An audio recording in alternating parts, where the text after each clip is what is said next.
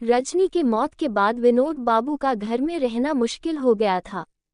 वे बेमन से अपने घर में आ पाते थे, लेकिन मंजुला के आने के बाद सब कुछ बदल गया। साधारण कदकाठी के विनोद बाबू पहले जैसे तैसे रहते थे, लेकिन दूसरी शादी के बाद वे सलीके से कपड़े वगैरह पहनने लगे थे। वे चेहरे की बेतरतीब बढ़ी हुई दाढ़ी मूंछ को क्लीन शेव में बदल चुके थे। उनकी आंखों पर खूबसूरत फ्रेम का चश्मा भी चढ़ गया था। इतना ही नहीं, सिर के खिचड़ी बालों को भी वे समय समय पर डाई करवाना नहीं भूलते थे।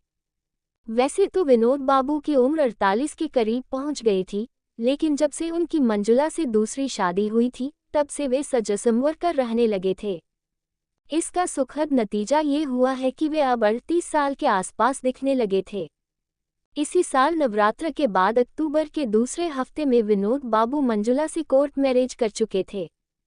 तब से उनकी जिंदगी में अलग ही बदलाव दिखने लगा था। पहले वे छुट्टी के बाद भी किसी बहाने देर तक अपने स्कूल में जमे रहने की कोशिश करते थे, लेकिन अब ऐसा नहीं था। अभी शाम के 4:30 बज रहे थे। विनोद बाबू अपनी बाइक खड़ी करके घर में कदम रख चुके थे। वे फ्रेश होने के बाद खुद को तरोताजा महसूस करने लगे थे। मंजुला घर की छोटी मोटी चीजों को सहेजने में लगी हुई थी। बेटा बेटी ट्यूशन पढ़ने गए हुए थे। मंजुला को अकेली देखकर विनोद बाबू ने उन्हें पकड़कर अपनी गोद में बैठाने की कोशिश की। मंजुला बनावटी गुस्सा जाहिर करते हुए बोली, मम्मी जी अपने कमरे में ही हैं। आपकी आवाज़ सुनकर इधर आ जाएंगी। मैं अपनी माँ को बहुत अच्छी तरह से जानता हूँ। हम दोनों के रहते वे इस कमरे में कभी नहीं आएंगी। इतना कहकर वे मंजुला को अपनी बाहों में भरकर प्यार करने लगे। तभी सासू माँ ने बहू को आवाज लगाई। मंजुला खुद को छुड़ाते हुए अपनी सासू माँ के कमरे की तरफ चली गई। सासू माँ ने मंजुला से कहा, बहू चाय बना दो। मंजुला ने हाँ कह दी। वैसे उन्हें पता है कि सास को शाम के समय अपने पड़ोसियों के घर आने जाने की पुरानी आदत है। जब तक वे 2-4 लोगों से जी भर कर बातें नहीं कर लेती हैं, उनका मन ही नहीं लगता है। मंजुला नीले रंग की साड़ी में काफी खूबसूरत लग रही थी। उसने अपने होठों पर हल्के गुलाबी रंग की लिपस्टिक लगा रखी थी। लंबे और खुले बाल उसकी खूबसूरती को बढ़ा रहे थे। सासू माँ के कमरे से लौटने के बाद मंजुला ने विनोद बाबू से कहा, आप स्कूल से थक कर आए हैं, थोड़ी देर आराम कर लीजिए, मैं आपके लिए भी चाय बना कर ला रही हूँ।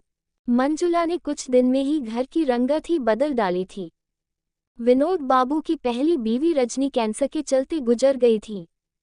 तकरीबन 6 महीने तक कैंसर अस्पताल में भाग दौड़ कर अपनी बीवी की वे समय समय पर कीमोथेरेपी कराते रहे थे।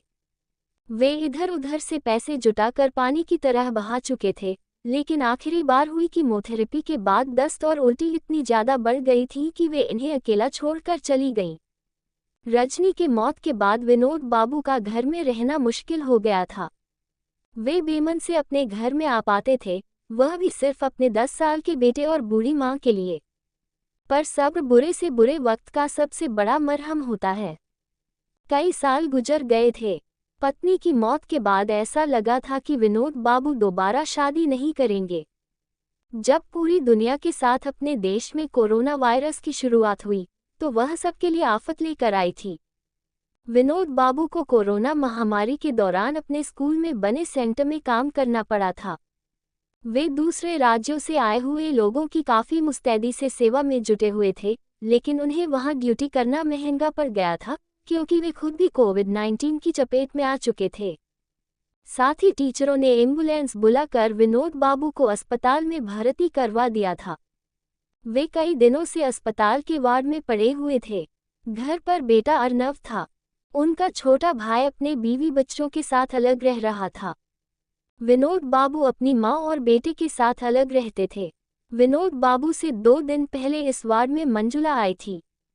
सांवले रंग की मंजुला देखने में काफी दुबली पतली लग रही थी, पर खूबसूरत बहुत थी। रहर कर उनकी नजरें मंजुला की ओर चली ही जा रही थी। 2 दिन बाद रात में विनोद बाबू की तबीयत अचानक ज्यादा बिगड़ने लगी थी।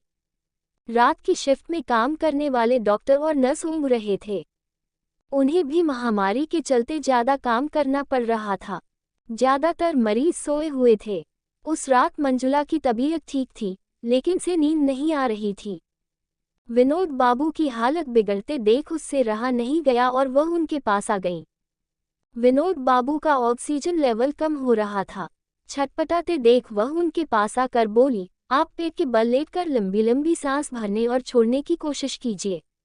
मंजुला विनोद बाबू की पीठ सहलाने लगी थी। इससे उन्हें राहत महसूस होने लगी थी। कुछ देर में ही उनका ऑक्सीजन लेवल सामान्य होने लगा था। उन्होंने मंजुला का शुक्रिया अदा किया था। एक दिन मंजुला के बगल वाले बिस्तर की अधेड़ औरत मरीज मर गई। उसका बिस्तर अब खाली हो चुका था। वार्ड में दहशत का माहौल बन चुका था, इसीलिए मंजुला को उस रात नींद नहीं आ रही थी। मंजुला को बेचैन देखकर विनोद बाबू से रहा नहीं गया था। आखिरकार उन्होंने मंजुला से पूछा, अगर तुम्हें कोई परेशानी हो रही है तो मेरे पास वाले खाली बिस्तर पर आ जाओ। नहीं, ऐसी कोई बात नहीं है, मंजुला ने ये कह तो दिया था, पर वह उस दिन काफी डर गई थी। विनोद बाबू के बार बार कहने पर मंजुला उनके बगल वाले खाली बिस्तर पर आ गई थी। तुम्हारे घर में कौन कौन लोग हैं? मेरे घर में सास, ससुर, पति के अलावा 7 साल की एक बेटी है। बेटी तो तुम्हें बहुत याद करती होगी। पता नहीं याद करती होगी भी या नहीं, ये कहकर मंजुला उदास हो गई थी। परिवार वाले भी तुम्हें बहुत मिस कर रहे होंगे। सुनकर मंजुला थोड़ी देर चुप रही, फिर बोली, ऐसा कुछ नहीं है। मैं आज तक अपनी बेटी के बाद एक बेटे को जन्म नहीं दे पाई हूँ, इसलिए घर के लोग नाखुश हैं। वैसे मेरे शरीर के अंदर कुछ ऐसी परेशानी आ गई है कि डॉक्टर ने साफ कह दिया है कि अब मैं दोबारा माँ नहीं बन पाऊंगी। मेरी बेटी अपनी दादी के पास रह रही है। वे सब तो चाहते हैं कि मैं मरूं तो मेरे पति को दूसरी शादी करने का मौका मिले, ताकि उनके घर में बेटे का जन्म हो सके। विनोद बाबू हैरानी से मंजुला के चेहरे की ओर देख रहे थे, इसलिए वे कुछ देर तक चुप रही, फिर बोली, वैसे मैं भी अब उनको शादी करने की इजाज़त दे देना चाहती हूँ। विनोद बाबू को ये सब सुनकर झटका सा लगा था। बेटा या बेटी पैदा करना किसी के बस में नहीं होता है। फिर भी आज भी लोग किसी औरत से कैसे उम्मीद रखने लगते हैं कि उनके मन के मुताबिक बेटा या बेटी जन्मे। 21वीं सदी में भी लोगों की सोच नहीं बदल रही है, जबकि आज लड़कियां आसमान की ऊंचाइयों पर उड़ रही हैं। विनोद बाबू मंजुला को समझाने की कोशिश कर रहे थे। एक दूसरे की सुख दुख बांटते हुए अस्पताल में दिन बीत रहे थे। जब मंजुला पूरी तरह से ठीक हो गई और डॉक्टर ने डिस्चार्ज करने की इजाज़त दे दी, तब भी उनके घर से कोई नहीं आया था। मंजुला के पति अस्पताल में भर्ती कराने के बाद ये कहकर जा चुके थे, तुम मर भी जाओगी तो मैं तुम्हें यहाँ देखने नहीं आऊँगा। पति की यही नफरत भरी बातें मंजुला को घर जाने से रोक रही थीं। वैसे वह भी अपनी सास और पति के रोज रोज के तानों से तंग आ चुकी थी। इधर विनोद बाबू उन्हें घर तक छोड़ने के लिए तैयार थे, लेकिन मंजुला ने उनसे कहा, आप जाए, मैं बाद में घर चली जाऊंगी। विनोद बाबू समझ गए तो उनसे रहा नहीं गया और बोले, चलो मेरे घर चलो, तुम मेरे घर में पूरी तरह से सुरक्षित रहोगी, तुम्हारी भावनाओं का पूरा ख्याल रखा जाएगा। मंजुला जानती थी कि विनोद बाबू के साथ वह वाकई महफूज रहेगी और फिर कुछ सोचते हुए उसने हाँ कह दी। अब मंजुला विनोद बाबू के घर में रहने लगी और इस बात का पता उसके पति और परिवार वालों को चला तो उनके तेवर और सुर बदल गए थे। उन्होंने विनोद बाबू पर मंजुला को बरगलाने का आरोप लगाया था, लेकिन मंजुला अपने फैसले पर अडिग रही थी। विनोद बाबू के परिवार की मदद से मंजुला अपने पति से तलाक लेने के लिए कोर्ट में अर्जी दाखिल कर चुकी थी। तकरीबन 2.5 साल तक केस चलता रहा। जब भी वह अदालत में जाती थी, विनोद बाबू की माताजी उनके साथ रहती थी। तकरीबन 2.5 साल की भागदौड़ और सामाजिक हिकारत सहने के बाद मंजुला अपने पति से तलाक ले पाई थी। तलाक के अगले दिन यानी दशहरा के बाद अक्टूबर के दूसरे हफ्ते में कोर्ट में ही मंजुला विनोद बाबू की दूसरी पत्नी बनना स्वीकार कर चुकी थी। मंजुला को कोर्ट के आदेश के मुताबिक बेटी को भी अपने पास रखने की परमिशन मिल चुकी थी, क्योंकि बेटी भी अपनी मां के साथ ही रहना चाहती थी। मंजुला अपने सासू मां को चाय पिला चुकी थी। सासू मां चाय पीने के बाद अपनी सहेली के घर जा चुकी थी। अब मंजुला ट्रे में 2 कप चाय लेकर अपने कमरे में हाजिर थी। मंजुला ने जैसे ही टेबल पर चाय की ट्रे रखी, विनोद बाबू ने उसके होंठ चूम लिए। वह भी उनके गले लग गई थी। आखिर में उसने इशारा किया, जनाब, चाय ठंडी हो जाएगी।